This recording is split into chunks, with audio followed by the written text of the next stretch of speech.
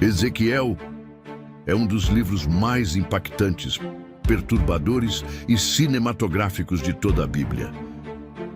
Jerusalém está à beira do colapso. O povo carrega a marca da rebeldia. E no meio do exílio, Deus levanta um profeta para anunciar juízo, queda, vergonha, fogo, espada e também restauração. Antes de Ezequiel começar a profetizar, o reino de Judá já estava em profunda decadência espiritual. O povo havia se afastado de Deus repetidas vezes, mergulhado em idolatria, injustiça, corrupção e falsa religiosidade. Mesmo depois de tantos alertas enviados por Deus através dos profetas como Jeremias, a nação continuou endurecida. Então, o que antes parecia apenas ameaça começou a se tornar realidade. A Babilônia se levantou como instrumento de juízo, invadiu Judá e começou a levar parte do povo cativo.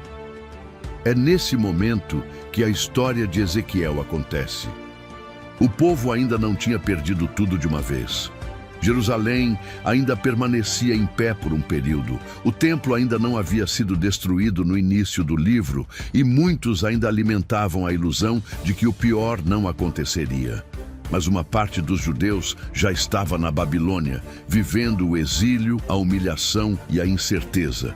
E é justamente entre esses exilados que Deus levanta Ezequiel para falar.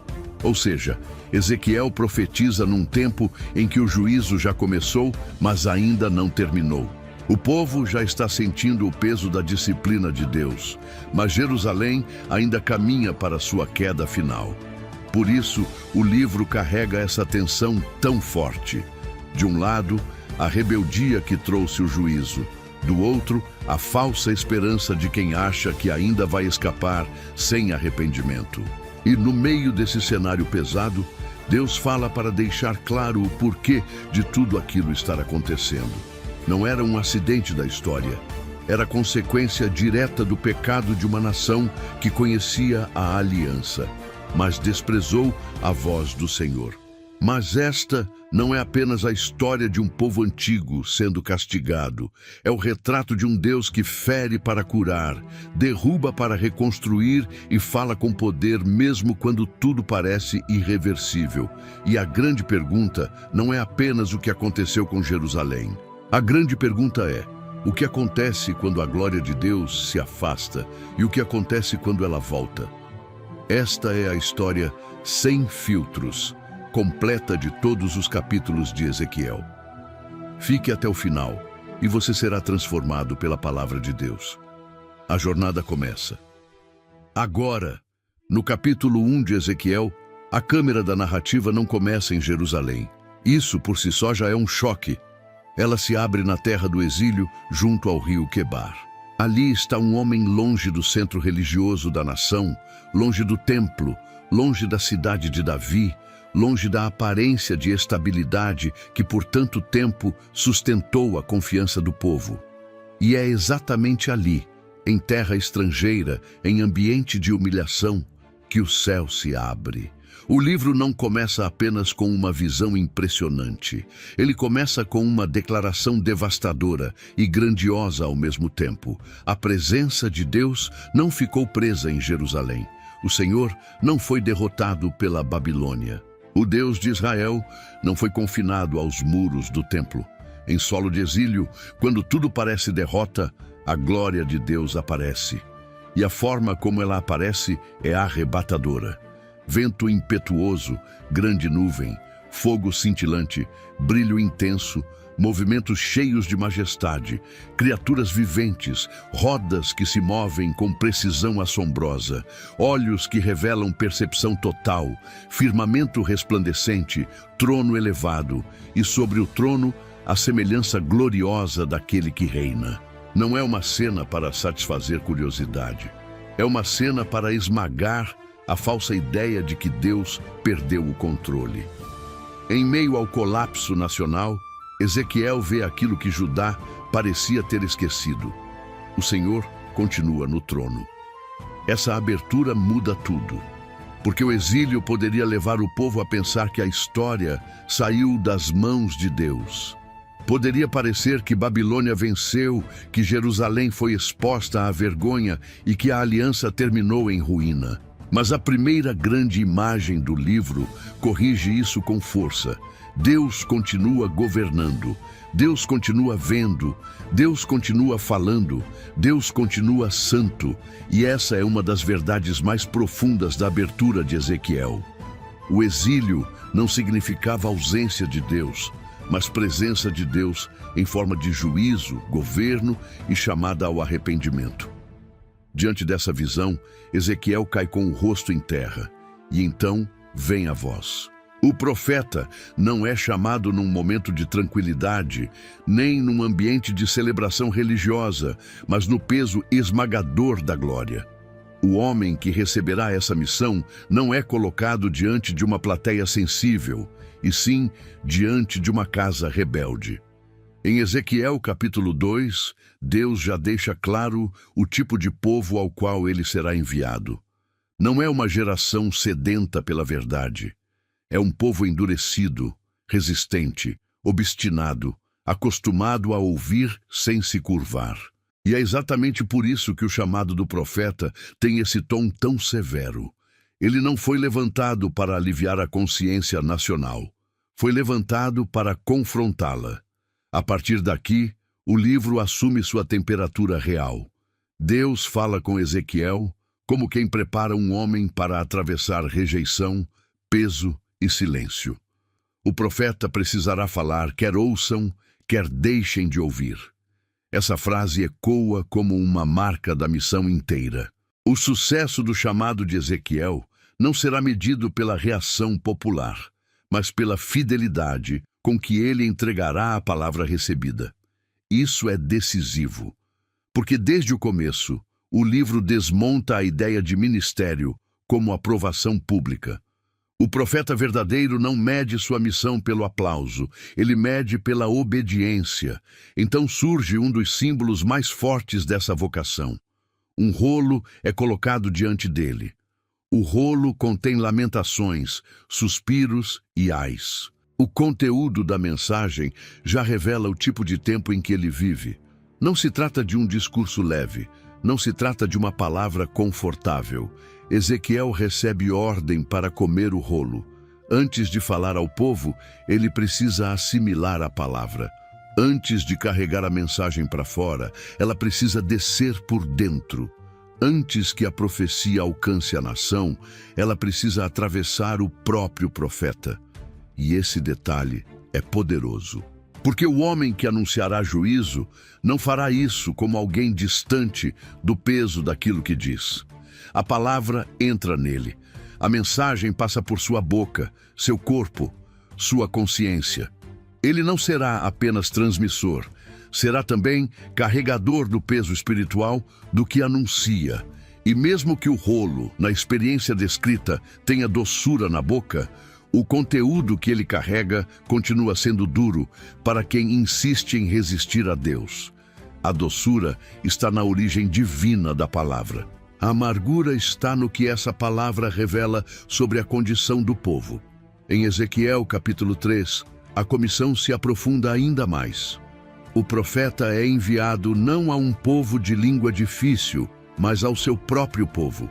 E isso aumenta a gravidade da cena. O problema de Judá não era falta de acesso, não era ausência de revelação, não era dificuldade em entender quem Deus era. O problema era rebeldia. O povo conhecia a linguagem da aliança, mas não queria se submeter ao Deus da aliança. Por isso, Ezequiel é fortalecido por Deus para enfrentar rostos duros com uma testa endurecida pela própria mão do Senhor. Não como arrogância humana, mas como capacitação espiritual para suportar um ministério em terreno hostil. É nesse ponto que aparece também a imagem do atalaia, uma das figuras centrais do livro. O atalaia é aquele que vê o perigo e precisa avisar. Se ele se cala, carrega culpa. Se avisa e o povo rejeita, ele se livra da responsabilidade. Essa imagem resume a vocação de Ezequiel com precisão assustadora. Ele não controla a resposta das pessoas, mas é responsável por não esconder o que Deus mandou dizer. Num tempo em que tantos ainda preferiam promessas suaves, discursos confortáveis e ilusões religiosas, Deus estabelece seu profeta como sentinela da verdade diante de uma geração moralmente entorpecida. Então, o início de Ezequiel se firma diante de nós com toda a sua força. O povo já está sob disciplina. O exílio já começou. Jerusalém ainda está de pé por um tempo, mas a queda se aproxima. A glória de Deus aparece em terra estrangeira para mostrar que o Senhor continua reinando. Um sacerdote é transformado em profeta. Um homem é esmagado pela visão da majestade divina e levantado para falar a uma casa rebelde. A mensagem que ele recebe é pesada, amarga e necessária. O cenário é de colapso. O ambiente é de juízo. E o livro deixa claro desde seus primeiros passos que Deus não ficará em silêncio diante da rebeldia de seu povo. Antes de continuarmos, eu quero te pedir algo de coração. Esse vídeo que você está assistindo não nasceu do nada. Foram horas de preparação para trazer a palavra de Deus com clareza, com respeito e com profundidade. E se isso está te ajudando, a melhor forma de você apoiar esse trabalho é bem simples. Curtir o vídeo, deixar um comentário aqui embaixo e, se aparecer para você, clica no botão Hype.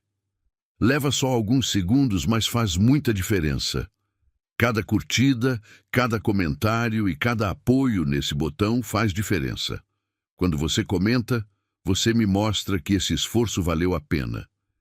E mais do que isso, você ajuda essa mensagem a alcançar mais pessoas. Porque o YouTube entende que esse conteúdo tem valor e passa a entregar para mais gente. E no caso do botão Hype, esse apoio pode dar ainda mais visibilidade ao vídeo, ajudando o conteúdo a ganhar destaque e alcançar pessoas que talvez nunca encontrariam essa mensagem sozinhas. Ou seja, com um gesto simples, você não apoia apenas o canal, mas também coopera para que a palavra de Deus chegue mais longe. Então comenta agora. Pode ser qualquer coisa que veio no seu coração, o versículo que te marcou, uma frase que te confrontou, uma dúvida, um elogio. Ou, se você preferir, comenta exatamente assim: a palavra de Deus é maravilhosa e fiel. Eu vou amar ler seu comentário e saber que você está caminhando junto comigo nessa jornada pelas Escrituras. Obrigado pelo seu apoio. Agora sim, voltando para o livro. No capítulo 4 de Ezequiel, o livro muda de temperatura, mas não perde o peso da visão inicial. Se no começo Deus mostrou ao profeta que sua glória ainda reina mesmo no exílio, agora ele começa a mostrar, de forma dura e impossível de ignorar, que Jerusalém já está cercada antes mesmo de cair por completo. Ezequiel não apenas anuncia o juízo, ele passa a encená-lo. O profeta se torna sinal vivo diante do povo. Seu corpo, seus gestos, seu silêncio e suas ações passam a carregar a mensagem. E isso já revela algo importante sobre este momento do livro. Judá chegou a um ponto tão grave de endurecimento que palavras comuns já não bastam. Agora, a verdade precisa ser dramatizada diante dos olhos de uma geração que se acostumou a não tremer diante da voz de Deus. A cena é forte. Ezequiel recebe ordem para tomar um tijolo, desenhar nele Jerusalém e representar contra a cidade um cerco completo. Trincheiras, acampamentos, arietes, pressão militar, sufocamento total. A imagem é pública, concreta, visualmente perturbadora. Jerusalém, que ainda permanecia de pé por um tempo no mundo visível, já aparece diante do olhar profético como cidade cercada, comprimida, destinada ao colapso.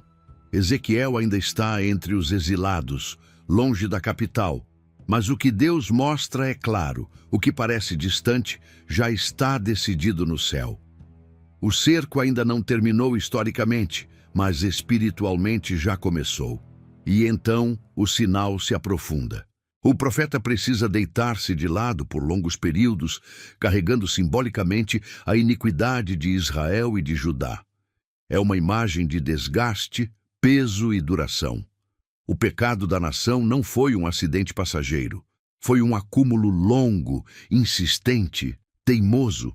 A culpa vinha sendo empilhada há anos. E agora o juízo responde na medida do próprio endurecimento do povo. O corpo do profeta, imóvel sob ordem divina, comunica que a crise de Jerusalém não nasceu de um erro político momentâneo. Ela é a expressão histórica de uma doença espiritual profunda. Ao mesmo tempo, o alimento de Ezequiel é restringido, a comida é racionada, a água é medida. Tudo aponta para a escassez, humilhação, angústia cotidiana. Não se trata apenas de prever uma batalha. Trata-se de mostrar o que acontece quando uma cidade entra na fase terminal do juízo. A fome aparece como personagem desse capítulo.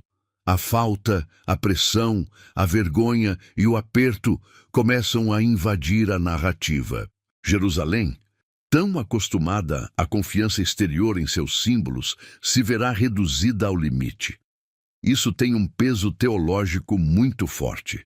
Deus está mostrando que o juízo não será apenas uma derrota militar, mas a desmontagem completa da falsa segurança de um povo que acreditou que a presença do templo, a memória da aliança e a identidade religiosa seriam suficientes para protegê-lo, mesmo vivendo em rebeldia.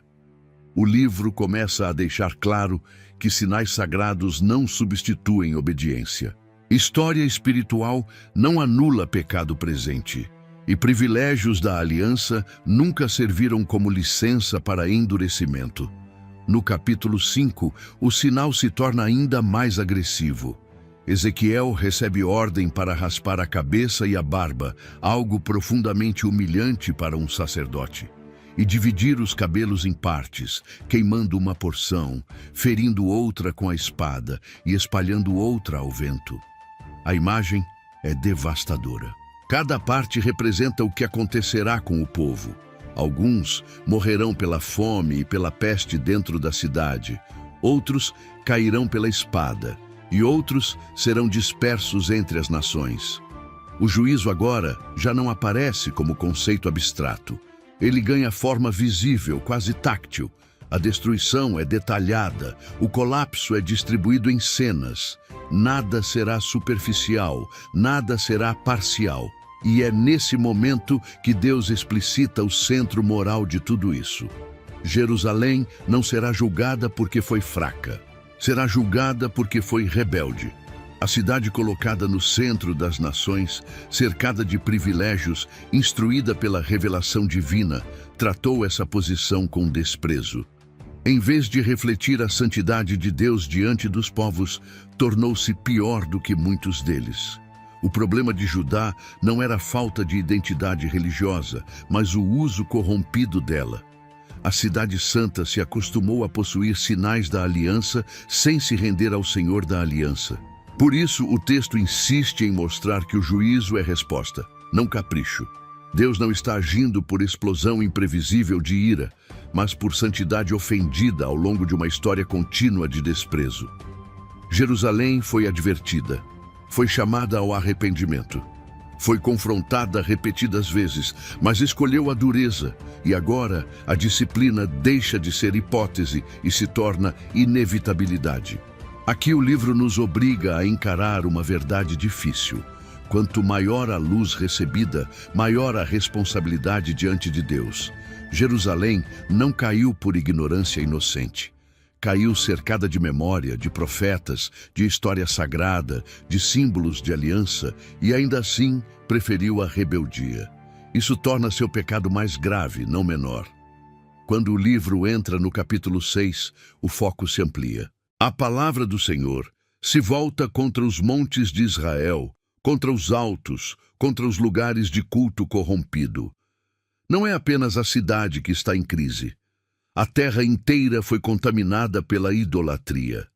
Altares, incensários, imagens práticas pagãs, tudo aquilo que o povo abraçou em lugar da fidelidade, agora se torna alvo da palavra divina. E isso é essencial para entender o tom desses capítulos. O cerco de Jerusalém não pode ser reduzido à geopolítica. A raiz da calamidade é espiritual. A nação transformou a terra da aliança em cenário de infidelidade.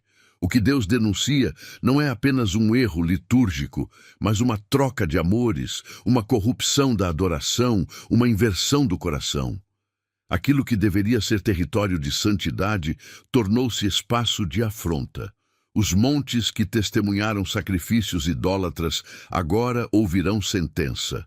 Os lugares usados para desonrar o Senhor se tornarão lugares de morte. O próprio chão da história passa a carregar as marcas do juízo. Não haverá como separar a queda nacional de sua causa espiritual. E ainda assim, em meio a esse peso, aparece uma nota importante. Um remanescente sobreviverá. Alguns escaparão, serão espalhados entre as nações, e no exílio lembrarão do Senhor. Isso não enfraquece o juízo, apenas mostra que Deus não confundirá disciplina com aniquilação total. Há uma ferida sendo aberta para que a verdade finalmente seja lembrada. A dispersão não será apenas castigo, será também um ambiente onde muitos, longe da autoconfiança nacional, reconhecerão a profundidade do seu pecado. Esse detalhe é precioso porque mostra que mesmo quando Deus fere em juízo, Ele ainda age com propósito moral e espiritual. A disciplina não é sadismo divino, é a resposta santa de Deus a um povo endurecido, mas também o caminho pelo qual Ele quebrará a ilusão, arrancará a arrogância e levará alguns a finalmente reconhecerem quem Ele é. Então chega o capítulo 7, e a linguagem do livro acelera como sirene de colapso. O fim chegou. O fim chegou sobre os 4 cantos da terra. A repetição dessa mensagem dá ao capítulo um ritmo de alarme. O que antes foi simbolizado, encenado e anunciado agora é declarado de forma direta. A hora da visitação chegou. Não é mais tempo de adiar, interpretar mal ou se esconder atrás de discursos vazios. O desastre já está em movimento. A ruína já começou a caminhar pelas ruas da história. Esse capítulo é como o som de uma porta se fechando. A prata e o ouro não poderão livrar. O comércio não resolverá. A força não impedirá. A violência da terra, a corrupção moral, a soberba dos líderes e a impureza do povo produziram um ambiente em que tudo o que parecia sólido começa a rachar ao mesmo tempo. Rei, príncipe, sacerdote, profeta, povo, todos entram no mesmo cenário de colapso. Aquilo que sustentava a falsa sensação de controle cai junto. O sistema inteiro apodreceu por dentro. E o livro faz questão de mostrar que esse desmoronamento não pegará apenas a estrutura externa da cidade, mas o coração da nação. Mãos frouxas, joelhos trêmulos, desespero, vergonha, consternação. Jerusalém será forçada a sentir o peso real daquilo que tentou relativizar durante tanto tempo. O pecado que parecia administrável revelará seu custo total. A rebeldia que parecia suportável mostrará seu fim inevitável. O povo que escutou avisos durante anos descobrirá que desprezar a voz de Deus nunca foi uma opção sem consequência. Assim, os capítulos 4 a 7 formam uma única escalada de tensão.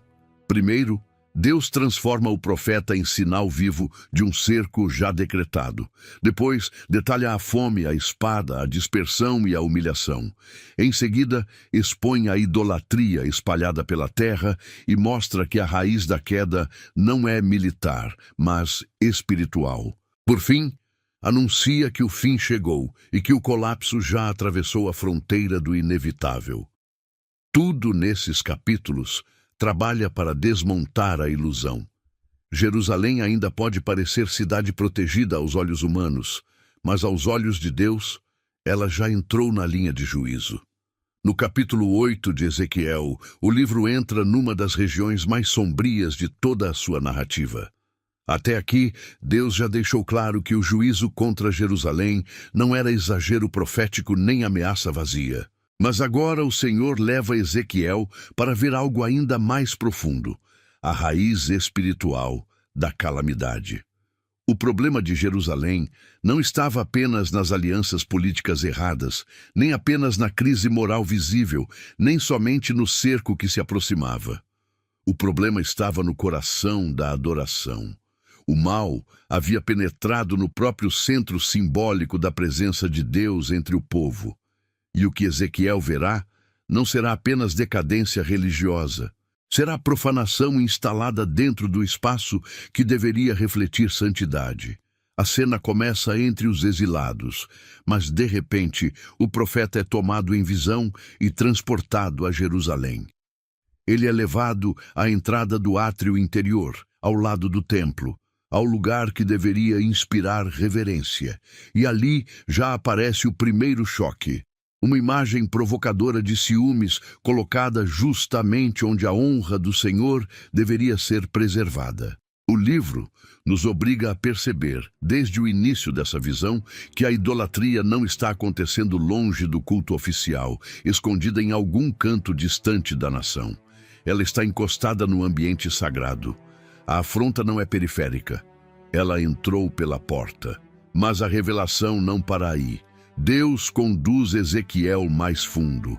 É como se a narrativa abrisse câmaras internas da corrupção de Jerusalém, uma atrás da outra, e cada nova cena fosse pior do que a anterior. O profeta vê um buraco na parede. Depois vê uma entrada. Depois entra e contempla imagens de criaturas repugnantes, ídolos e figuras gravadas ao redor, enquanto anciãos de Israel oferecem incenso nas trevas. Homens que deveriam ajudar a preservar a fidelidade da nação aparecem participando de ritos ocultos, cercados por símbolos de abominação, alimentando uma religião clandestina dentro da própria estrutura que deveria servir ao Senhor. E o mais assustador não é só o ato em si, é a lógica por trás dele. Eles dizem, em essência, que o Senhor não os vê, que o Senhor abandonou a terra. Esse pensamento é decisivo para entender o apodrecimento espiritual da nação. Quando um povo começa a tratar Deus como ausente, começa também a tratar o pecado como administrável. Quando se imagina que o Senhor não vê, a consciência perde o temor. O mal deixa de ser crise e passa a ser hábito. A idolatria deixa de ser transgressão e vira convivência. Aqui está uma das verdades mais pesadas deste bloco. A corrupção mais perigosa nem sempre é a que rompe publicamente com a fé, mas a que continua ocupando espaço religioso enquanto, por dentro, já concluiu que Deus não vê, não julga e não exige. É uma religiosidade sobrevivendo na superfície, enquanto o coração já foi entregue à infidelidade. Mas a visão ainda desce mais fundo. Ezequiel é levado a ver mulheres chorando por Tamuz. Depois vê homens no átrio do templo, entre o pórtico e o altar, virados para o oriente, adorando o sol. A progressão é devastadora. O que deveria ser o centro da adoração ao Deus vivo se transformou em um palco de inversão espiritual. A posição dos corpos agora comunica traição. Homens que deveriam estar voltados para o Senhor, diante do altar, estão de costas para o templo e inclinados diante da criação. O símbolo é violentíssimo. Não se trata apenas de erro litúrgico. É a substituição deliberada da glória do Criador pela fascinação da criatura.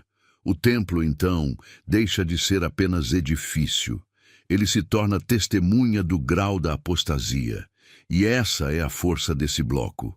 Jerusalém ainda carrega a aparência de cidade santa.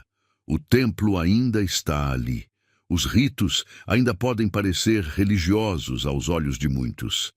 Mas Deus arranca o véu e mostra o que estava sendo cultivado por trás da fachada. A nação ainda preserva seus sinais externos, mas por dentro está tomada por práticas que provocam a ira santa do Senhor. A religião não impediu o colapso porque a religião já estava contaminada. No capítulo 9, a cena muda de atmosfera, mas não de gravidade.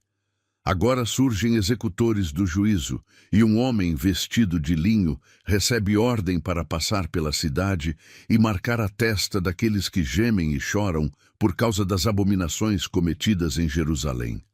Essa imagem é essencial, porque no mesmo ambiente em que a corrupção se espalhou, Deus ainda distingue aqueles que não se acomodaram ao pecado. Há um remanescente moralmente ferido, gente que sofre por ver a santidade sendo desprezada. Eles não dominam a cidade, não mudaram o rumo da liderança, mas não celebraram o mal, não se adaptaram a ele, gemeram. E isso importa diante de Deus. Depois disso, o juízo avança pela cidade com severidade, e o ponto de partida é o santuário.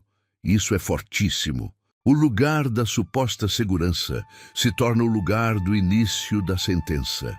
Aquilo que muitos tratavam como escudo automático se torna o primeiro cenário da visitação divina. O templo não será usado por Deus como cobertura para a hipocrisia. O sagrado não servirá de proteção para um povo impenitente. Essa é uma lição central de Ezequiel. Quando a santidade de Deus é reduzida a ornamento institucional, o próprio espaço religioso pode se tornar testemunha de condenação. O que deveria proteger pela verdade passa a acusar pela profanação. O problema nunca foi o templo em si. O problema foi transformar a presença de Deus em símbolo manipulável, enquanto o coração nacional continuava entregue à rebeldia. Ezequiel reage com angústia. Ele cai com o rosto em terra e pergunta se Deus destruirá todo o remanescente de Israel. A pergunta carrega dor real. O profeta não assiste a tudo isso com frieza. Ele foi chamado para anunciar juízo, mas isso não o transforma em espectador insensível, e a resposta de Deus volta a expor a gravidade da situação. A culpa da casa de Israel e Judá é excessivamente grande. A terra está cheia de sangue. A cidade está cheia de perversidade. E mais uma vez, o diagnóstico espiritual aparece. O povo disse que o Senhor abandonou a terra e não vê. Essa falsa teologia, essa convicção de impunidade, alimentou a decadência moral de Jerusalém. Então, nos capítulos 10 e 11, a tragédia atinge seu clímax. O que começou com a revelação da idolatria escondida agora, caminha para a retirada da glória do Senhor. Esse momento precisa ser visto com o peso que merece. Não é apenas uma visão majestosa, não é apenas movimento simbólico, é uma das cenas mais dolorosas de toda a história de Israel. O templo, que representava o lugar da habitação divina no meio do povo, torna-se um ambiente do qual a glória começa a se afastar. A movimentação é lenta, pesada, solene, como se o livro quisesse obrigar o leitor a assistir, sem pressa, ao horror dessa ruptura. A glória se move, pausa, avança, sai. Não há explosão teatral gratuita. Há gravidade, há santidade ofendida. Há uma retirada que comunica juízo em sua forma mais triste. Deus não está sendo expulso por força maior, nem vencido por inimigos. Ele está se retirando em resposta à profanação persistente de um povo que quis manter o templo sem o temor, o culto sem fidelidade, a aliança sem obediência.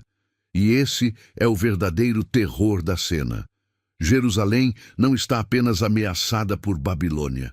Está ameaçada pela partida da glória, porque a grande segurança da cidade nunca esteve em seus muros, em seus reis, em seus sacerdotes ou em sua memória histórica. A grande segurança era a presença do Senhor, e agora essa presença se afasta. Isso transforma a cena em uma tragédia teológica de proporções imensas. O maior juízo sobre Jerusalém não é apenas a invasão que virá, mas o fato de que a cidade se tornou moralmente incompatível com a glória que dizia hospedar. Quando a presença de Deus vira decoração de identidade religiosa e não centro real da vida do povo, a ruína já começou por dentro, mesmo antes de se manifestar por fora. Ao mesmo tempo, o livro não deixa de mostrar a corrupção da liderança. No capítulo 11, homens influentes da cidade aparecem alimentando falsas seguranças, aconselhando mal e sustentando a ilusão de que Jerusalém ainda seria um tipo de caldeirão protetor onde tudo permaneceria controlado. Deus, porém, desmonta esse discurso. Eles não estão preservando a cidade, estão ajudando a afundá-la. A liderança que deveria discernir o tempo e chamar ao arrependimento prefere fabricar confiança enganosa. E essa é uma das marcas mais perigosas de épocas de juízo, quando os responsáveis por alertar se tornam especialistas em anestesiar. Nesse contexto, a morte repentina de um dos líderes vistos na visão atinge o profeta com força. Mais uma vez, Ezequiel reage com dor. E mais uma vez, Deus responde não negando o juízo, mas revelando que ainda há um futuro além da devastação. E é aqui, em meio ao terror da partida da glória, que surgem alguns dos lampejos mais preciosos deste bloco. Deus fala de um remanescente entre os exilados. Fala de gente que, embora arrancada da terra, ainda será objeto de sua ação futura. Promete reuni-los. Promete dar-lhes um só coração, promete colocar neles um espírito novo, promete arrancar o coração de pedra e dar coração de carne. Essa promessa não anula o peso da tragédia, mas impede que a tragédia seja a palavra final. O mesmo Deus que está se afastando do templo profanado continua olhando para um futuro em que seu povo será transformado por dentro. E isso é decisivo, porque Ezequiel não apresenta a restauração como simples retorno geográfico ou reorganização política. Desde já, o livro mostra que o grande problema de Israel não era apenas território perdido, mas coração endurecido. Por isso, a esperança futura não será apenas reconstrução externa, mas renovação interior. Deus não promete apenas devolver estabilidade. Promete criar um povo diferente por dentro, e isso revela que a restauração verdadeira, no livro de Ezequiel, nunca será mera volta à antiga normalidade. Será a obra profunda de Deus no interior de um povo que fracassou justamente no centro do coração. Mas antes que esse consolo cresça, a visão precisa terminar com a imagem dolorosa que domina todo o bloco. A glória do Senhor se levanta do meio da cidade e se coloca sobre o monte ao oriente. É como se a narrativa quisesse mostrar, em câmera lenta e espiritual, a distância aumentando entre a cidade e a presença que a tornava santa. Jerusalém ainda existe fisicamente, o templo ainda está ali, a estrutura ainda pode parecer de pé, mas algo decisivo já aconteceu. A glória partiu. Dos capítulos 12 a 15 de Ezequiel, o livro entra numa fase em que Deus começa a derrubar, uma por uma, as últimas ilusões que ainda mantinham o povo anestesiado. Depois de mostrar o cerco invisível, expor a podridão escondida no templo e revelar a partida da glória, agora o Senhor ataca diretamente as falsas narrativas que ainda sustentavam uma esperança enganosa. Ainda havia quem acreditasse que o juízo demoraria demais para acontecer. Ainda havia quem pensasse que Jerusalém resistiria. Ainda havia quem transformasse a paciência de Deus em desculpa para continuar vivendo do mesmo jeito. E é nesse ponto que Ezequiel passa a agir de novo como sinal vivo diante da nação. No capítulo 12, Deus manda o profeta encenar o exílio iminente. Ezequiel separa sua bagagem, sai como quem vai para o cativeiro, atravessa a parede, cobre o rosto, carrega no próprio corpo a imagem do que está prestes a acontecer com o príncipe em Jerusalém e com a cidade inteira. A cena é estranha, pública e profundamente constrangedora. Mas esse é justamente o ponto. Deus está dizendo ao povo, por meio do profeta, que o exílio não é uma hipótese remota. É o futuro imediato. A cidade ainda pode parecer em pé. Os líderes ainda podem discursar. A rotina ainda pode seguir por um tempo. Mas a sentença já está avançando sobre a história. E aqui o livro toca numa das mentiras mais perigosas de tempos de juízo. A ideia de que, porque nada caiu de uma vez, então nada cairá. Havia provérbios circulando no meio do povo, como se o tempo prolongado anulasse a palavra profética, como se o atraso aparente do cumprimento significasse cancelamento. Como se Deus estivesse sempre disposto a adiar indefinidamente aquilo que já decretou. Mas o Senhor responde com firmeza: não haverá mais demora, a palavra dita será cumprida. O problema não era falta de aviso, era excesso de autoconfiança. Quando um povo transforma a longanimidade de Deus em licença para continuar endurecido, ele começa a usar a misericórdia divina contra o próprio Deus. Ezequiel mostra que a demora do juízo nunca foi sinal de indiferença divina, mas oportunidade de arrependimento. Quando essa oportunidade é desprezada repetidamente, a própria paciência que deveria conduzir à mudança passa a servir de testemunha contra quem zombou dela. Então, dos capítulos 13 e 14, o foco se fecha sobre aqueles que ajudaram a alimentar essa cegueira, os falsos profetas e os líderes espirituais corrompidos. Ezequiel denuncia homens que falavam de paz onde não havia paz, que construíam paredes frágeis e depois as cobriam com cal para dar aparência de segurança. Essa imagem é fortíssima, porque ela mostra que a mentira religiosa nem sempre se apresenta como rebeldia aberta. Às vezes, ela vem com aparência de cuidado, de consolo, de palavra suave, de espiritualidade bem montada. Mas por baixo da superfície, a estrutura está podre. O que esses líderes faziam não era curar o povo, era maquiar a rachadura. O mesmo acontece com as profetisas denunciadas no mesmo bloco. Em vez de conduzirem à verdade, elas produzem encantamento, manipulação e falsa proteção espiritual. O resultado é devastador. Os justos são entristecidos e os ímpios são fortalecidos em seu mau caminho. Isso revela a gravidade de uma liderança religiosa deformada. O problema não é apenas ensinar errado, é inverter moralmente a nação. É fazer quem deveria tremer sentir-se seguro, e quem deveria ser fortalecido sentir-se esmagado. Quando isso acontece, o dano já não é periférico. Ele atinge o coração espiritual do povo. No capítulo 14, alguns anciãos se colocam diante de Ezequiel como se ainda buscassem direção divina, mas Deus revela o que está por trás da postura deles. Levantaram ídolos no coração. Essa expressão é decisiva, porque o livro deixa claro que a idolatria não é apenas um objeto em pé num altar visível.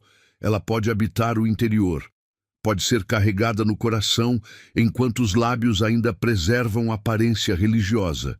E então, o Senhor desmonta mais uma vez a superficialidade do povo. Não adianta procurar resposta de Deus sem quebrantamento real. Não adianta manter gesto espiritual enquanto o interior continua entregue à rebeldia. Essa é uma das contribuições mais fortes desse bloco. Ezequiel mostra que o centro da idolatria não é a imagem externa, mas a transferência do coração. Quando algo toma o lugar da submissão real a Deus dentro da alma, a religião exterior pode continuar funcionando por um tempo, mas já perdeu sua verdade diante do céu. É nesse mesmo contexto que Deus afirma que, ainda que homens como Noé, Daniel e Jó estivessem naquela terra, eles livrariam apenas a si mesmos por sua justiça. A mensagem é dura, mas necessária. Jerusalém não poderá sobreviver apoiada na fidelidade de outros. A nação não será preservada pela memória de homens piedosos do passado, nem pelo prestígio espiritual de poucos. A crise exige confronto pessoal, real, direto. O juízo agora já não pode ser evitado por associação simbólica com heranças sagradas. Cada falsa segurança está sendo arrancada. Então o capítulo 15 fecha esse bloco com uma imagem curta, mas profundamente humilhante. Jerusalém é comparada à madeira da videira. E a pergunta é incisiva: que utilidade ela tem?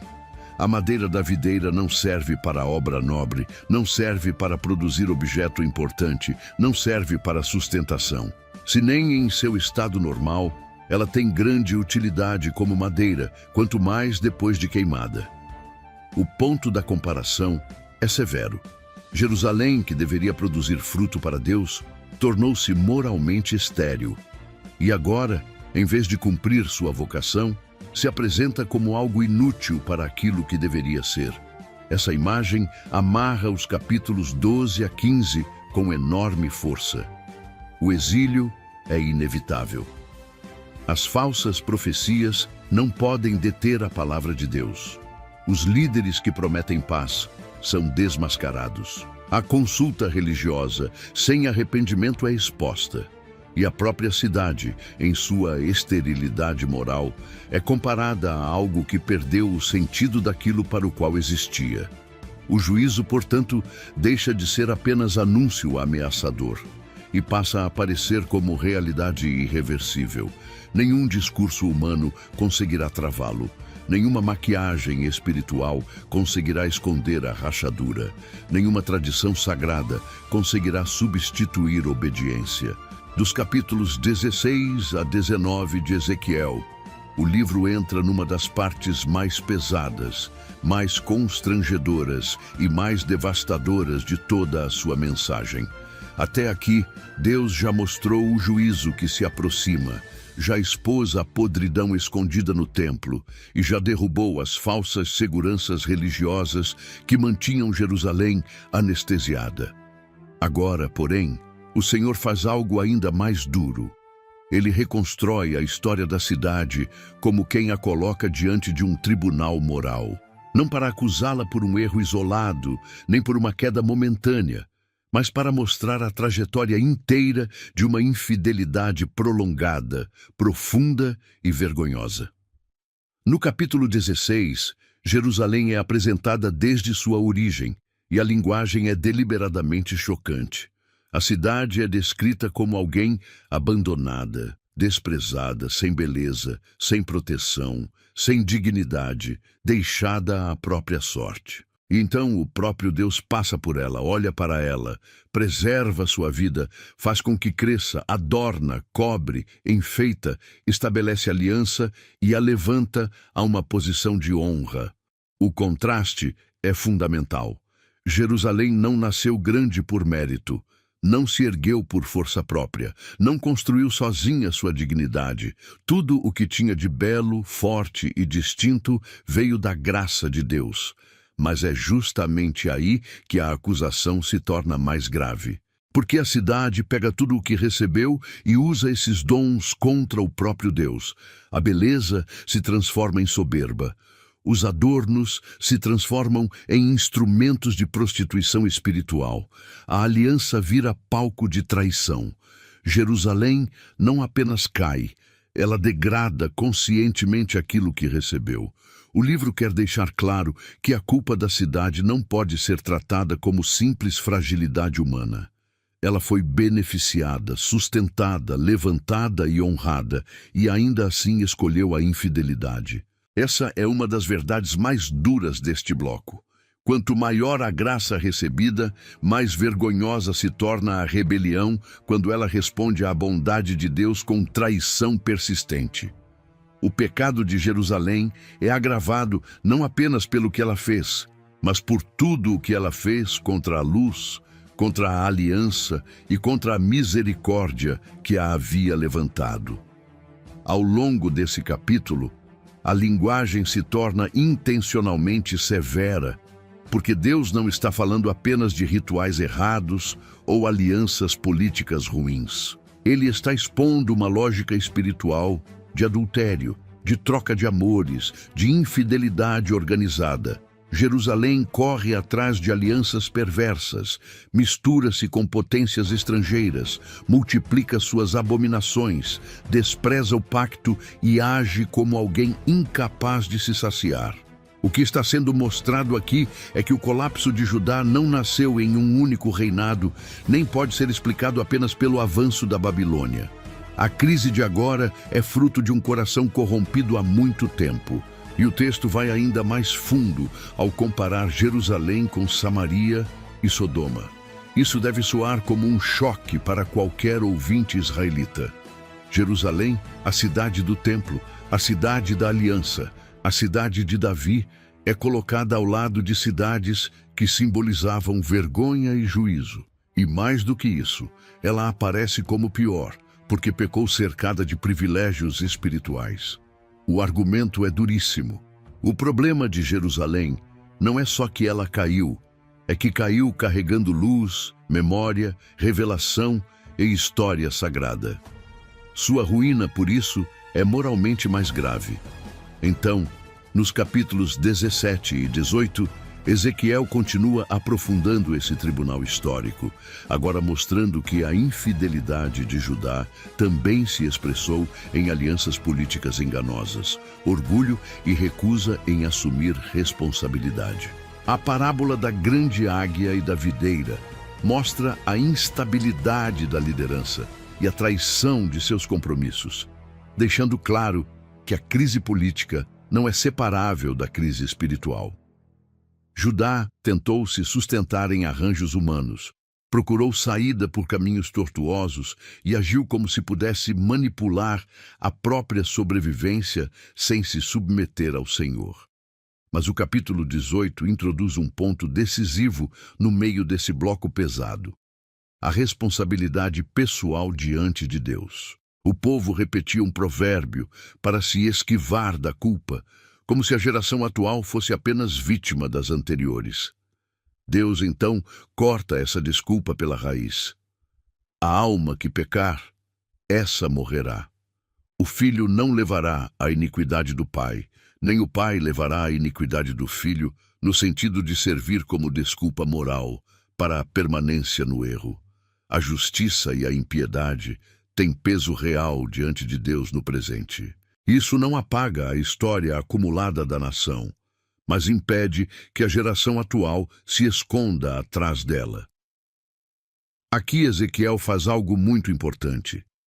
Ele mostra que existe sim uma herança histórica de rebeldia, mas ninguém tem o direito de usar essa herança como desculpa para continuar no mesmo caminho. O passado ajuda a explicar o cenário, mas não absolve o coração presente. Esse ponto é essencial para não reduzir o livro a uma simples denúncia coletiva sem confronto individual. Jerusalém carrega culpa acumulada, mas cada pessoa continua sendo chamada ao arrependimento real. Por isso, Deus diz que não tem prazer na morte do ímpio, mas em que ele se converta e viva. No meio de um bloco tão pesado, essa declaração tem enorme força.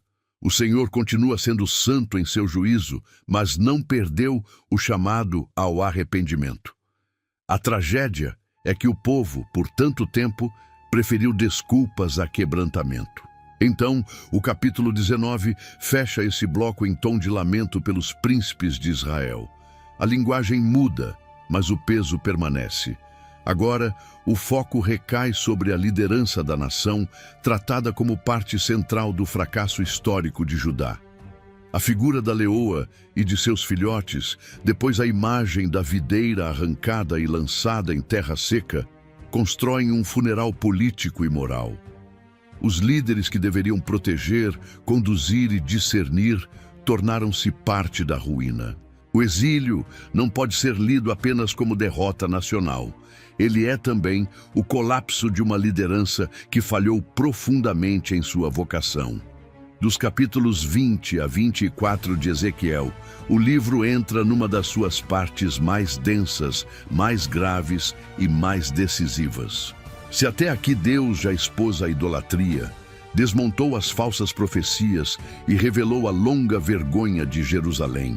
Agora ele leva o povo a encarar uma verdade da qual já não há mais como fugir.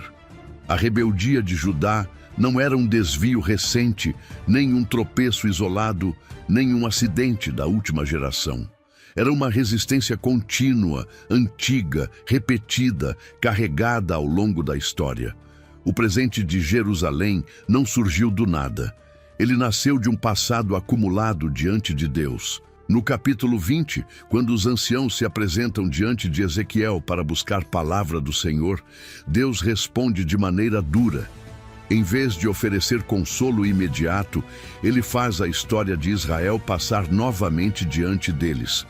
E essa recapitulação não tem tom de celebração, tem tom de acusação. O Senhor relembra o Egito, o deserto, a terra prometida. E em cada etapa, a mesma ferida aparece. Rebeldia, idolatria, resistência, profanação dos estatutos, desprezo pelos mandamentos, endurecimento diante da graça. A narrativa faz o espectador perceber que a crise atual não pode ser tratada apenas como o resultado de governantes ruins ou escolhas políticas mal feitas. Jerusalém está carregando uma história longa de confronto com a vontade de Deus. O mais pesado é que em cada fase dessa lembrança, a misericórdia de Deus também aparece.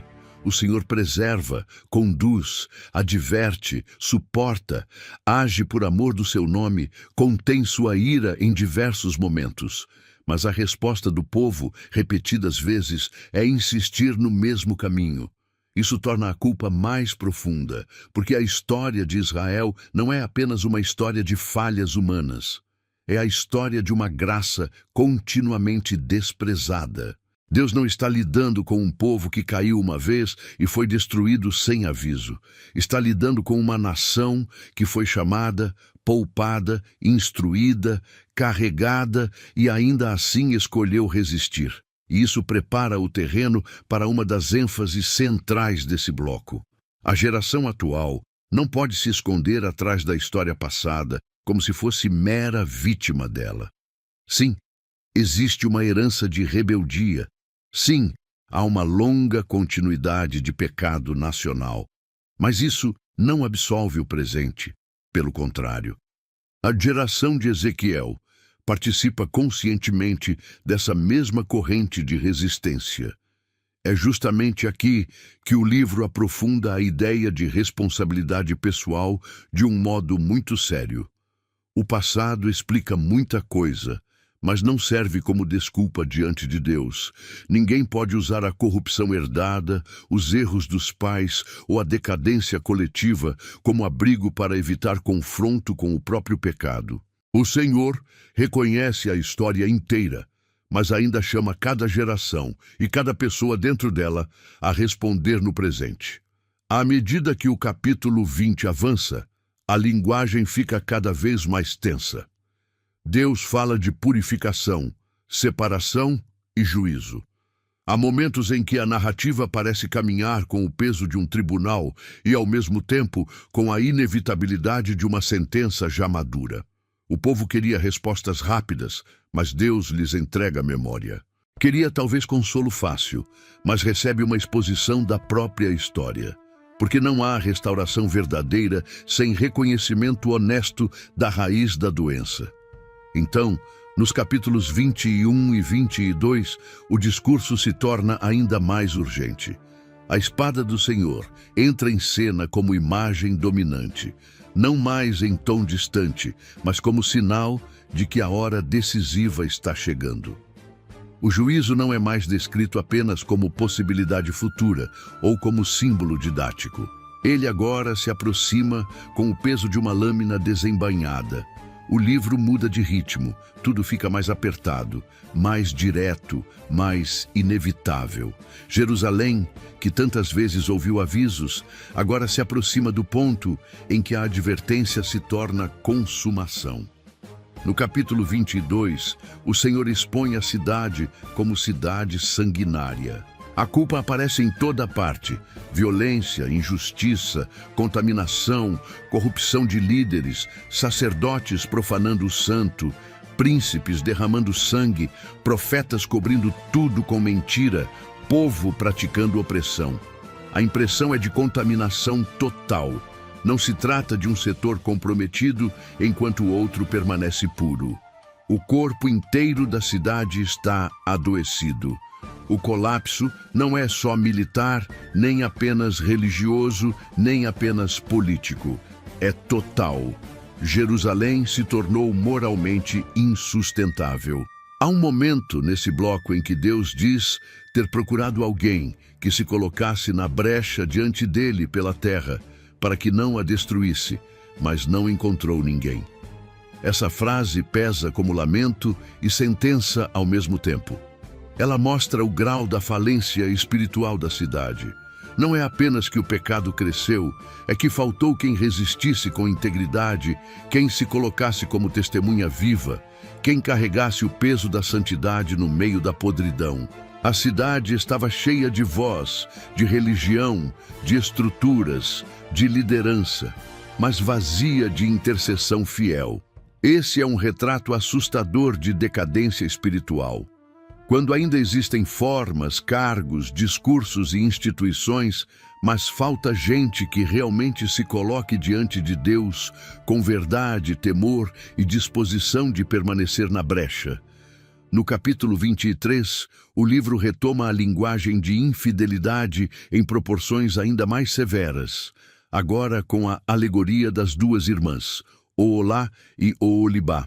Samaria e Jerusalém são mostradas como cidades entregues à prostituição espiritual, correndo atrás de alianças, seduções e idolatrias, mesmo depois de terem visto as consequências do pecado. A narrativa aqui não quer apenas repetir acusações antigas.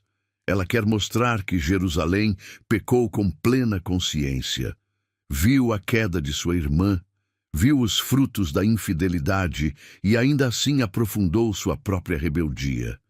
Isso torna a culpa mais intensa. Não foi ignorância, foi insistência.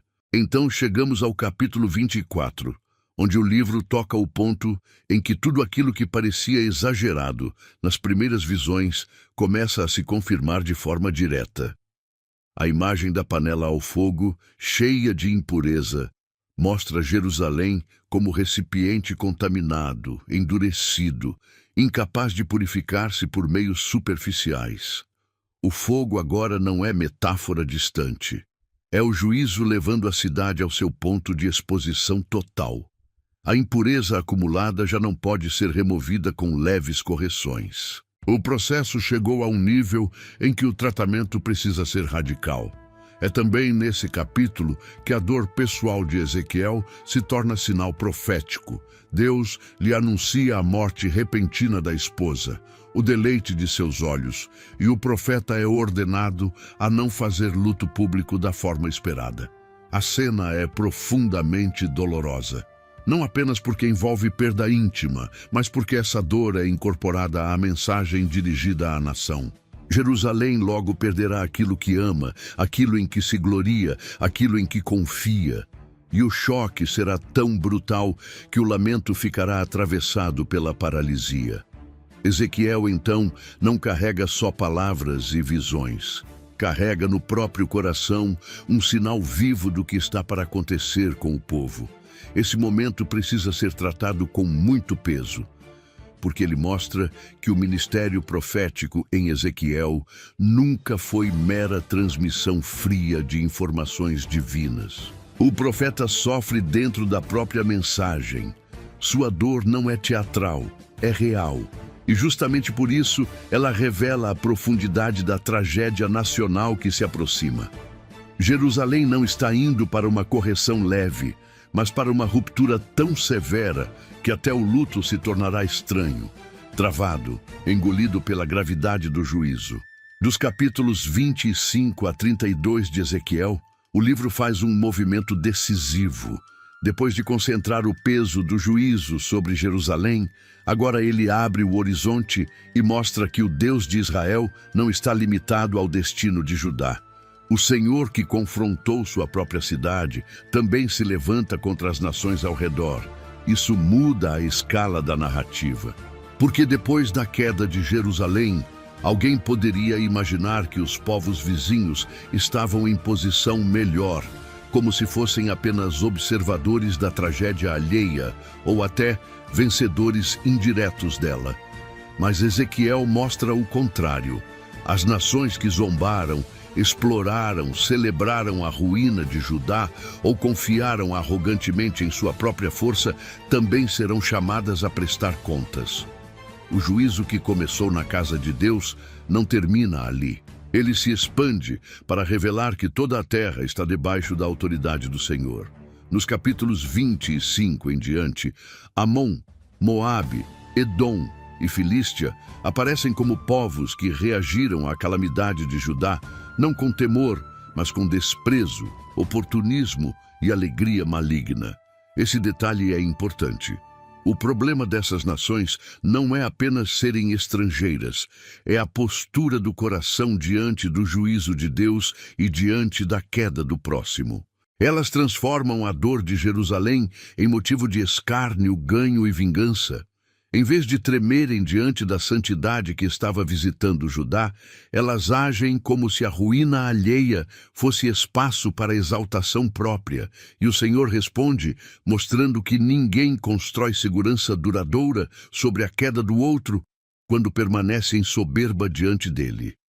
Esse início do bloco já corrige qualquer leitura errada da história. Jerusalém foi julgada, sim. Mas as nações ao redor não são inocentes por comparação. O fato de Judá ter sido disciplinada não torna os outros povos moralmente absolvidos. O livro nos obriga a ver que Deus não trabalha com parcialidade nacional. Ele não ignora a arrogância, crueldade ou violência só porque foram praticadas fora das fronteiras de Israel. Aqui, Ezequiel amplia enormemente a visão do espectador. O Senhor não é um Deus local, preso a um território ou interessado apenas na disciplina interna do seu povo. Ele é o juiz de toda a terra. As nações podem se imaginar autônomas, podem interpretar a queda de Jerusalém como prova de superioridade própria, mas continuam debaixo da mesma soberania que julgou Judá. À medida que o bloco avança, a atenção do livro se volta especialmente para Tiro, dos capítulos 26 a 28. E aqui a narrativa ganha um brilho diferente, porque Tiro representa mais do que hostilidade militar. Ela encarna a sedução da riqueza, da estabilidade econômica, da autoconfiança comercial, do esplendor que parece invulnerável. Tiro é apresentada quase como uma joia das nações, cheia de comércio, beleza, influência e poder marítimo. Ela parece sólida, refinada, segura de si, e justamente por isso sua queda tem tanta força no livro. Porque Ezequiel mostra que até a civilização mais admirada, mais rica e mais bem conectada pode desabar quando transforma prosperidade em orgulho e grandeza em autossuficiência. A linguagem usada contra Tiro é de funeral, de lamento e de queda majestosa. O porto movimentado, os navios, o comércio, os aliados, tudo isso compõe a imagem de um sistema humano brilhante aos olhos do mundo. Mas o Senhor declara que esse brilho não é intocável. A cidade que parecia inabalável descobrirá que também ela pode ser lançada ao chão. E isso dá ao livro uma dimensão muito poderosa, porque Tiro se torna quase um retrato universal de impérios econômicos que acreditam que riqueza, influência e sofisticação bastam para garantir permanência. No mesmo bloco, a denúncia contra o rei de Tiro aprofunda ainda mais esse ponto. O centro da acusação é a elevação do coração. A sabedoria, a beleza, o comércio, a posição de destaque, tudo se converte em plataforma para a soberba. A criatura começa a se imaginar acima do seu lugar. O governante se vê quase como divino, e o livro responde a isso de forma severa. A exaltação humana, que tenta se absolutizar, sempre termina humilhada diante do Deus verdadeiro. Esse é um dos grandes eixos teológicos dessa parte de Ezequiel. Toda a estrutura humana que transforma dom em orgulho, poder em autodeificação e prosperidade em independência de Deus, já carrega dentro de si a semente da própria queda. O problema não é apenas possuir força, beleza ou riqueza. O problema é quando essas coisas passam a sustentar a ilusão de que o homem pode se bastar, se elevar e se perpetuar sem temor ao Senhor. Depois de Tiro, Sidom também entra na linha do juízo, reforçando que a palavra de Deus não está tocando casos isolados, mas uma rede de poderes, centros e povos que viveram sem reverência diante dele. E isso prepara o caminho para a última grande figura deste bloco, o Egito, dos capítulos 29 a 32. Se Tiro representa riqueza, comércio e autoconfiança sofisticada, o Egito representa antiguidade, imponência, estabilidade política e pretensão de permanência. É uma potência histórica, um nome pesado no imaginário do mundo antigo. E justamente por isso, seu retrato em Ezequiel é tão marcante. O Egito aparece como nação que se imagina fonte de sua própria força, como se fosse capaz de sustentar a si mesmo e aos outros. Mas Deus expõe essa pretensão. O império que parece sólido como o rio antigo, que inspira segurança aos olhos humanos, será também quebrado. A espada virá, o orgulho será abatido, a terra será ferida, o esplendor será reduzido. E o tom dos capítulos finais desse bloco é quase de descida ao mundo dos mortos, como se Ezequiel estivesse mostrando um grande cortejo de nações orgulhosas sendo lançadas à humilhação final. Esse ponto é muito importante para a força narrativa do tópico, porque o Egito, assim como Tiro, não é apenas mais um inimigo de Israel. Ele funciona como símbolo de toda a grandeza humana que acredita poder atravessar a história sem prestar contas a Deus. O livro vai retirando, camada por camada, as ilusões de permanência. Riqueza não salva, comércio não salva, antiguidade não salva, exército não salva, prestígio não salva, influência não salva.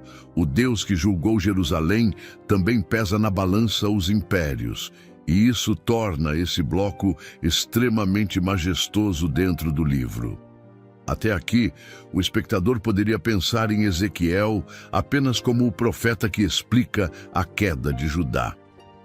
Mas agora, o livro mostra uma escala muito maior.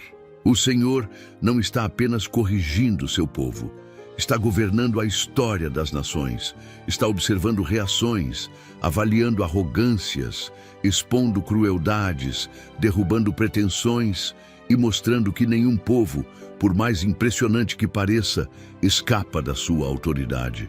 O exílio de Judá não significa que Babilônia, Tiro, Egito ou qualquer outra nação tenham assumido o controle absoluto do mundo. Pelo contrário, todos continuam sendo confrontados pelo mesmo Deus Santo que reina acima da ascensão e da queda dos povos. Dos capítulos 33 a 35 de Ezequiel, o livro entra numa nova fase, e isso precisa ser sentido com clareza pelo espectador. O peso do juízo não desaparece, a seriedade não diminui, o livro não se torna leve de repente, mas alguma coisa muda. Até aqui, a narrativa vinha avançando em direção à queda. Agora, depois que a notícia da destruição de Jerusalém finalmente chega, Ezequiel começa a falar a partir das ruínas, e isso altera a direção do livro. Já não se trata apenas de anunciar o colapso que virá. Agora, o colapso aconteceu. A cidade caiu. O golpe que parecia distante se tornou fato. E a partir desse ponto, o Senhor começa a conduzir seu povo não só pelo reconhecimento da perda, mas também pela abertura de um futuro que ainda será construído por ele. No capítulo 33, a figura do atalaia reaparece, e não por acaso. Ezequiel já havia sido chamado para essa função antes, mas agora, depois da queda, essa imagem ganha novo peso. O atalaia continua sendo aquele que vê o perigo e avisa. Continua sendo aquele que não controla a resposta dos outros, mas responde diante de Deus por sua fidelidade em falar. Só que agora isso acontece num cenário em que a palavra profética já foi confirmada pela história. O que Ezequiel anunciou se cumpriu. Jerusalém caiu. O povo não pode mais tratar a mensagem divina como exagero. E ainda assim, mesmo depois da ruína, a necessidade de ouvir continua. Isso é muito importante para a transição do livro, porque a queda da cidade não encerra a responsabilidade espiritual do povo. O juízo consumado não elimina a necessidade de arrependimento. Pelo contrário, agora que a falsa segurança caiu, a palavra de Deus atinge um povo exposto, envergonhado e sem as antigas defesas. Ezequiel continua confrontando o coração endurecido. Deus deixa claro que não tem prazer na morte do ímpio, mas em que ele se converta e viva. Essa palavra, colocada aqui, depois da destruição, tem um peso enorme. Mostra que o juízo não foi a satisfação da ira divina em si mesma, mas parte de um confronto santo que ainda chama o povo à verdade. Isso impede que o livro seja lido de forma simplista. Deus não está apenas destruindo e encerrando a história. Ele continua exigindo resposta moral, mesmo depois da disciplina. O colapso de Jerusalém não cancelou a voz de Deus. Apenas retirou as ilusões que impediam muitos de ouvi-la com seriedade. Ao mesmo tempo, o capítulo mostra que ainda havia gente tratando a palavra como discurso interessante, mas não como verdade a ser obedecida. O povo podia ouvir Ezequiel como quem aprecia uma boa mensagem, uma fala bonita, uma voz marcante e ainda assim não se curvar de fato. Isso é profundamente revelador. Mesmo depois do juízo, ainda existe o risco de uma escuta superficial. Ainda existe a possibilidade de transformar a palavra de Deus em algo que se admira sem praticar. E o livro faz questão de denunciar isso, porque restauração real nunca nasce de emoção momentânea, nem de interesse religioso externo, mas de quebrantamento verdadeiro. Então, no capítulo 34, o foco se volta para um dos temas mais centrais dessa nova fase, os pastores de Israel. E aqui o livro atinge uma força extraordinária. Deus denuncia os líderes que deveriam cuidar do rebanho, mas cuidaram apenas de si mesmos. Em vez de fortalecerem a fraca, curarem a doente, trazerem de volta a desgarrada e buscarem a perdida, eles se alimentaram do rebanho, usaram a posição para benefício próprio, exerceram domínio duro, deixaram o povo vulnerável, disperso e exposto. A imagem é dolorosa, mas muito precisa. A nação não chegou àquele estado apenas porque tinha inimigos externos. Chegou também porque aqueles que deveriam pastoreá-la fracassaram profundamente. Essa denúncia é central, porque toca no coração do problema da liderança em Israel. O fracasso não foi apenas administrativo, nem meramente político. Foi pastoral, espiritual, moral. O povo ficou espalhado como ovelhas sem verdadeiro cuidado. E num livro tão marcado pela santidade de Deus e pela gravidade do pecado, esse capítulo introduz algo de enorme beleza. O próprio Senhor diz que intervirá pessoalmente. Ele mesmo buscará suas ovelhas. Ele mesmo as reunirá. Ele mesmo as apacentará. Ele mesmo as fará repousar. Esse movimento muda profundamente o tom do livro, porque a esperança de restauração já não repousa na recuperação da capacidade humana, nem na reorganização de uma liderança falida, mas na ação direta de Deus. E isso precisa ser tratado com o peso certo. Não é sentimentalismo, não é alívio fácil depois de capítulos pesados. É a revelação de que, quando os pastores falham, o Senhor não abandona seu rebanho para sempre. Ele entra em cena. Esse é um dos pontos mais belos e teologicamente profundos de Ezequiel. A restauração futura não nascerá da competência dos mesmos homens que contribuíram para a ruína. Ela virá da intervenção do próprio Deus, que assume para si o cuidado do seu povo. O livro começa a mostrar, com firmeza crescente, que a esperança verdadeira não depende de reforma superficial da liderança humana, mas da presença ativa do Senhor como pastor real do seu rebanho. Nesse mesmo capítulo, aparece também a promessa ligada ao servo Davi, como figura do governo futuro que Deus estabelecerá sobre o seu povo. A ideia não é simplesmente voltar ao passado como se bastasse repetir antigas formas. O que se anuncia é uma restauração sob governo verdadeiro, sob cuidado verdadeiro, sob paz dada por Deus. O rebanho que foi explorado será cuidado. O povo que foi disperso será reunido. A terra devastada volta a ser olhada sob a luz de promessa. Não porque a tragédia tenha sido pequena, mas porque Deus se recusa a deixar a história terminar nas mãos do fracasso humano. Então, no capítulo 35, o juízo contra Edom entra como peça importante dessa transição. À primeira vista, pode parecer apenas mais uma denúncia contra um inimigo de Israel, mas o lugar desse capítulo aqui é muito significativo. Edom representa o inimigo que observou a ruína de Judá com desejo de posse, com hostilidade, com satisfação diante da desgraça alheia. E Deus mostra que também isso será confrontado. Os que celebraram a devastação de Jerusalém não ficarão sem resposta. O fato de Judá ter sido disciplinada não significa que os adversários que se alegraram com sua queda estejam livres do julgamento divino. Esse detalhe fortalece muito a ponte entre devastação e esperança. Porque ele mostra que Deus não apenas corrige seu povo, ele também responde aos que transformam a queda desse povo em oportunidade de exaltação própria. Edom quis herdar o que restou, quis ocupar o espaço deixado pela tragédia, mas o Senhor deixa claro que continua observando a história, continua julgando soberbas e continua defendendo, em última instância, o propósito que tem para Israel. No capítulo 36, Deus começa falando aos montes de Israel. Isso já é muito significativo.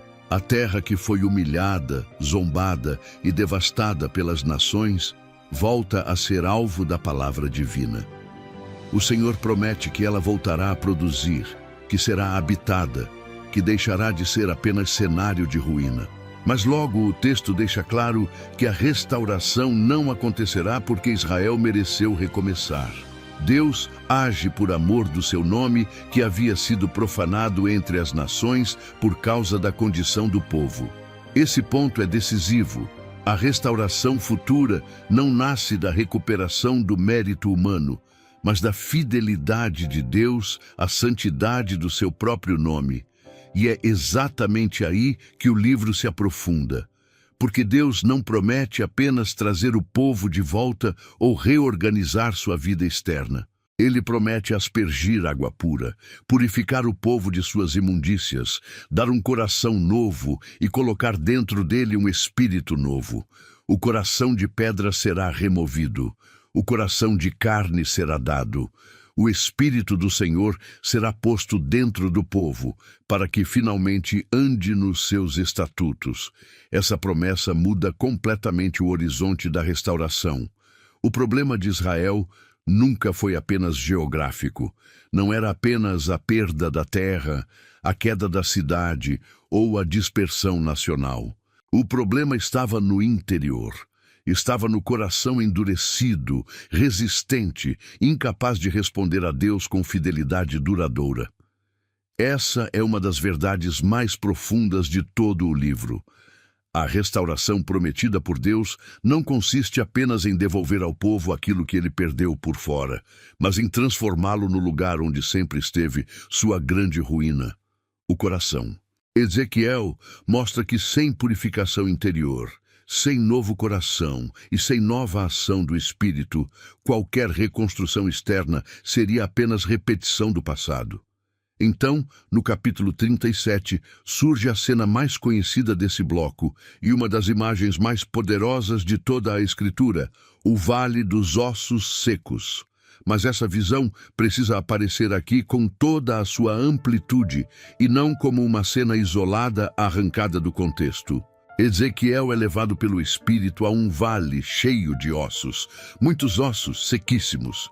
O cenário não é de enfermidade apenas, é de morte consumada, prolongada, irreversível aos olhos humanos. Não há pulso fraco, não há ferida recente, não há força residual. O que existe diante do profeta é a imagem total da impossibilidade. E então Deus faz a pergunta que concentra o peso da cena: podem estes ossos viver? A resposta humana naquele vale só poderia ser uma: não. Não há vida a reativar. Não há solução natural. Não há poder humano que reverta aquilo. Mas Ezequiel responde deixando a questão nas mãos do Senhor.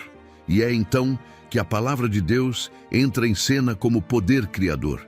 O profeta fala: os ossos se movem, se ajuntam, recebem tendões, carne, pele.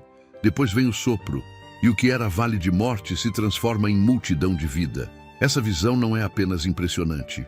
Ela é a grande declaração de que Deus pode criar futuro exatamente onde a história humana só enxerga encerramento. Israel, aos seus próprios olhos e aos olhos das nações, parecia acabado, exilado, humilhado, disperso, quebrado, sem esperança. Mas o Senhor mostra que a palavra final não pertence à morte, pertence a Ele. E aqui a esperança de Ezequiel alcança sua forma mais radical. Deus não trabalha apenas com o que ainda tem algum potencial. Ele fala sobre aquilo que já ultrapassou toda expectativa humana de recuperação. O Vale dos Ossos Secos revela que, quando o Senhor decide restaurar, Ele não apenas melhora um quadro difícil, Ele gera vida onde já não existe nada que o homem possa chamar de possibilidade. Mas o capítulo 37 não termina no vale. Logo depois, Deus manda Ezequiel unir 2 pedaços de madeira, um representando Judá e outro José ou Efraim. Essa segunda imagem é essencial para ampliar o sentido da restauração, porque o Senhor não promete apenas reviver o que estava morto, promete também reunir o que estava dividido. O povo que foi rasgado pela história, quebrado em sua unidade, espalhado por suas consequências, será novamente feito um. Haverá um só povo, um só rei, uma só direção de adoração, uma só aliança de paz. O servo Davi volta a aparecer como referência do governo que Deus estabelecerá. E com isso, Ezequiel mostra que a restauração futura envolve vida, unidade, identidade, governo e comunhão renovada com o Senhor. Esse ponto é importantíssimo, porque impede que o espectador leia a esperança desse bloco como mera melhora emocional depois de capítulos pesados. Não. O que Deus está prometendo é uma reconstrução profunda da identidade do seu povo. O Senhor não quer apenas tirar Israel da vergonha, quer formar novamente um povo santo, unido, purificado e governado sob a sua paz. A restauração, portanto, não é sentimental, é santa. Não é apenas retorno, é reconstituição espiritual e pactual.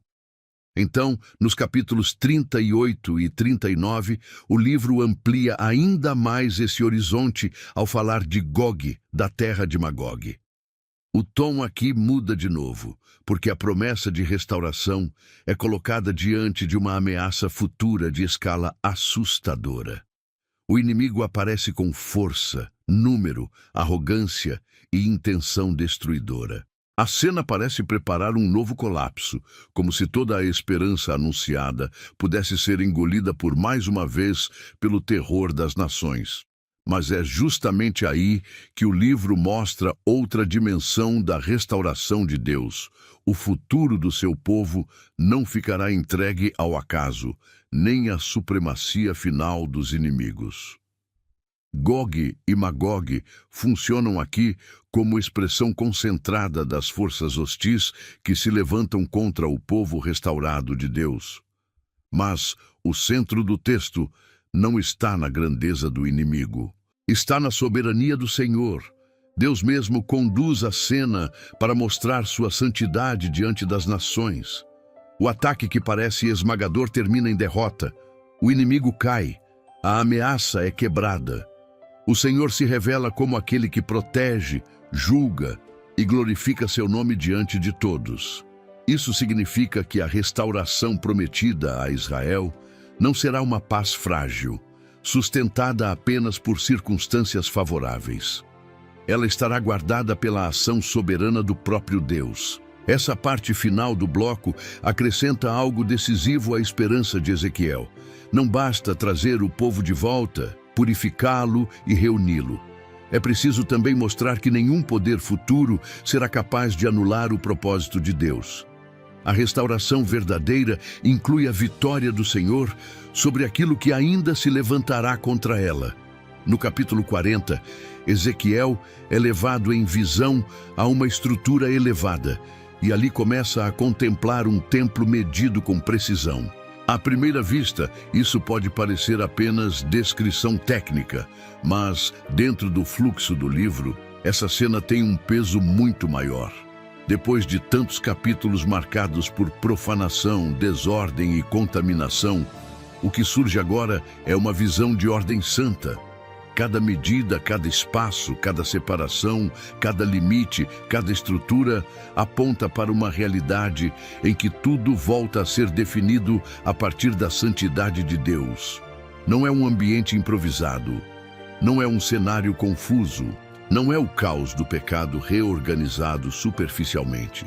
É uma nova configuração em que a presença divina volta a ocupar o centro e tudo ao redor dela precisa ser ajustado.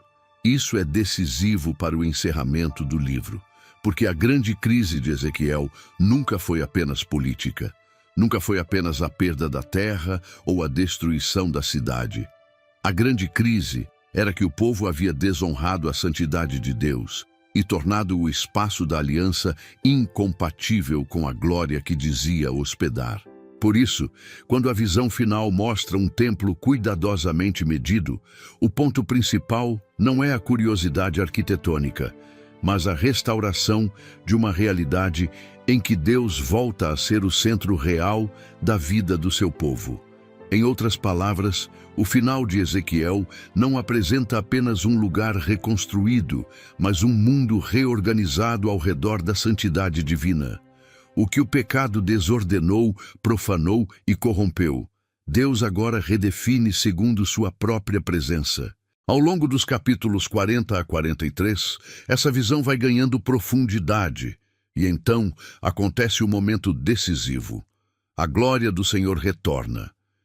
Isso precisa ser tratado como o grande clímax do livro, porque uma das cenas mais dolorosas de Ezequiel foi justamente a retirada da glória de Jerusalém. O templo havia sido profanado e a presença divina se afastou. Agora, no encerramento, a glória volta. E esse retorno responde diretamente à tragédia do início. O Deus que se retirou em juízo não abandonou para sempre o seu propósito. Ele volta a habitar no meio do seu povo. Esse é o momento em que o livro atinge sua culminação teológica e emocional. A glória que havia partido por causa do pecado retorna num contexto em que tudo está sendo redefinido pela santidade. Não se trata de simplesmente restaurar a antiga normalidade. Não é voltar ao mesmo ponto de antes, como se nada tivesse acontecido. O retorno da glória acontece num cenário transformado, purificado, reorganizado. Isso mostra que a restauração de Deus não é nostalgia religiosa. É obra nova, santa e definitiva, em que a presença divina não aparece como ornamento, mas como centro absoluto de toda a realidade. Depois disso, os capítulos seguintes continuam desenvolvendo essa ordem restaurada.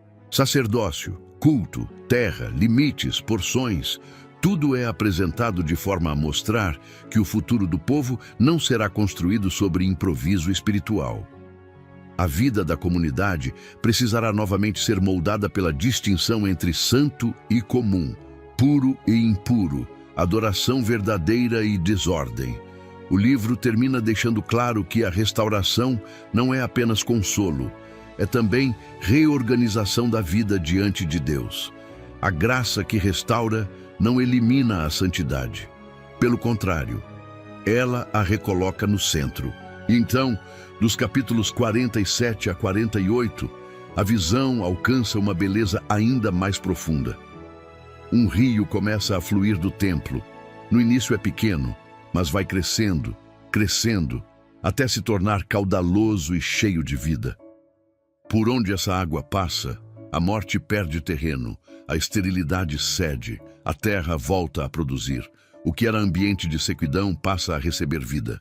Esse rio é uma imagem poderosíssima, porque mostra que a presença de Deus não apenas ocupa um espaço sagrado isolado, mas transborda em restauração para tudo ao redor.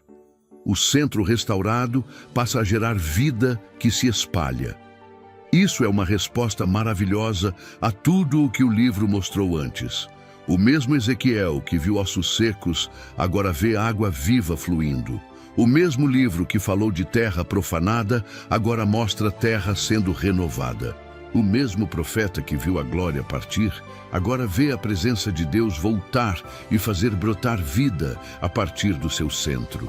O rio que sai do templo revela que a restauração divina nunca é estática. A presença de Deus não volta apenas para ser contemplada à distância. Ela se torna fonte de vida, cura, renovação e fecundidade para tudo o que antes estava marcado pela morte e pelo juízo. Por fim, a terra é redistribuída, a cidade é definida, e o livro chega à sua última grande afirmação. O nome da cidade, daquele dia em diante, será "O Senhor está ali". Essa frase encerra Ezequiel com uma força extraordinária, porque ela responde à pergunta que atravessou o livro inteiro. Se a glória partiu por causa do pecado, haveria um futuro em que Deus voltaria a habitar no meio do seu povo? E a resposta final de Ezequiel é sim. Mas não de forma rasa, não de forma sentimental, não sem juízo, não sem purificação, não sem transformação. A presença volta no fim de uma longa história de confronto, disciplina, quebrantamento e restauração. Assim, o livro que começou com exílio, rebeldia, juízo e colapso, termina com ordem, santidade, vida e presença restaurada. O templo final não é um apêndice técnico, é a resposta de Deus ao caos. O rio não é detalhe poético, é sinal de vida que brota da presença divina. A redistribuição da terra não é mera informação geográfica, é a imagem de um futuro reordenado pelo Senhor. E o nome final da cidade não é apenas título bonito. É a declaração de que a maior perda de Jerusalém era a ausência da glória. E a maior esperança do futuro é justamente o retorno dessa presença. Ezequiel, então, termina como deveria terminar. Não com o homem no centro, não com a cidade no centro, não com a política no centro, nem com a dor no centro, mas com Deus no centro de tudo outra vez. O pecado havia espalhado desordem. O juízo havia exposto a ruína. Mas a palavra final do livro é que o Senhor ainda é capaz de reconstruir, santificar, habitar e fazer viver. Assim, chegamos ao fim da nossa jornada pelo livro de Ezequiel. Se você chegou até aqui, eu quero te convidar a marcar este momento não apenas como o fim de um estudo, mas como o início de uma resposta sincera à voz de Deus. Comente aqui embaixo, não apenas por engajamento, mas como um testemunho espiritual do que esta mensagem despertou dentro de você. Escreva assim: eu entendi a mensagem de Ezequiel. Deus ainda pode transformar o que parecia perdido em minha vida. Esse comentário não é apenas uma frase, é uma declaração de fé. É a confissão de quem entendeu que o Deus que julgou Jerusalém por sua rebeldia também é o Deus que promete dar um novo coração, um novo espírito e fazer viver o que parecia morto. Ao longo deste livro, nós vimos o peso da santidade de Deus, a gravidade do pecado, a queda de uma nação, a partida da glória, a dureza do juízo. Mas também vimos que a última palavra do Senhor não foi ruína, foi restauração, não foi morte, foi vida. Não foi abandono definitivo, foi a promessa de que a presença de Deus voltaria a ocupar o centro de tudo. E eu quero te perguntar, o que mais falou com você ao longo dessa jornada por Ezequiel? Foi o peso da glória de Deus? Foi o perigo de uma religiosidade vazia? Foi o chamado ao arrependimento? Foi a visão dos ossos secos? Foi a promessa de um novo coração? Foi o retorno da glória? Qual dessas verdades mais confrontou você? Qual delas mais trouxe esperança ao seu coração? Compartilhe nos comentários. Quando você testemunha, você firma dentro de si aquilo que Deus falou ao seu coração e também fortalece outras pessoas que estão assistindo. Oro para que esta jornada por Ezequiel não termine aqui como apenas mais um vídeo assistido, mas como um marco espiritual na sua vida. Que você nunca mais trate a presença de Deus com superficialidade. Que você nunca mais confunda a aparência religiosa com comunhão verdadeira. Que você entenda que Deus não aceita ser apenas um detalhe da sua vida, um símbolo na sua história ou uma lembrança da sua tradição. Ele quer ser o centro. Que o Senhor arranque tudo o que for pedra do seu coração e forme dentro de você um coração sensível, quebrantado, vivo e obediente. Que o Deus que falou no exílio, que julgou com santidade e que prometeu restaurar com poder, também visite a sua vida, a sua casa, a sua fé e o seu futuro. E se você ainda não conhece a Deus de forma pessoal, este é o momento. Não adie mais. Ezequiel nos mostra que o pecado endurece, engana, corrói e leva à ruína. Mas também nos mostra que Deus é poderoso para dar vida onde só há morte espiritual. E essa promessa encontra sua plenitude em Jesus Cristo, aquele que veio buscar os perdidos, dar vida aos mortos espirituais e reconciliar o homem com Deus. Se você sente que está longe, vazio, cansado, quebrado por dentro ou espiritualmente seco, entregue hoje a sua vida a Cristo. Não espere outro momento. Não espere sentir tudo perfeitamente. Apenas se renda com sinceridade. Se essa é a sua decisão, fale com Deus agora, com simplicidade e verdade. Diga assim: Senhor Deus, eu reconheço que preciso de Ti. Eu reconheço o meu pecado e a dureza do meu coração. Eu creio que só Tu podes me dar vida, me perdoar e transformar a minha história. Eu entrego a minha vida a Jesus Cristo. Tira de mim o coração de pedra e me dá um coração novo. Purifica-me, guia-me e faz a Tua presença habitar em mim. Em nome de Jesus. Amém. Que o Senhor te abençoe, te guarde, te dê um coração cada vez mais sensível à sua voz e faça a glória dele ser o centro da sua vida. E até o próximo vídeo, se Deus permitir.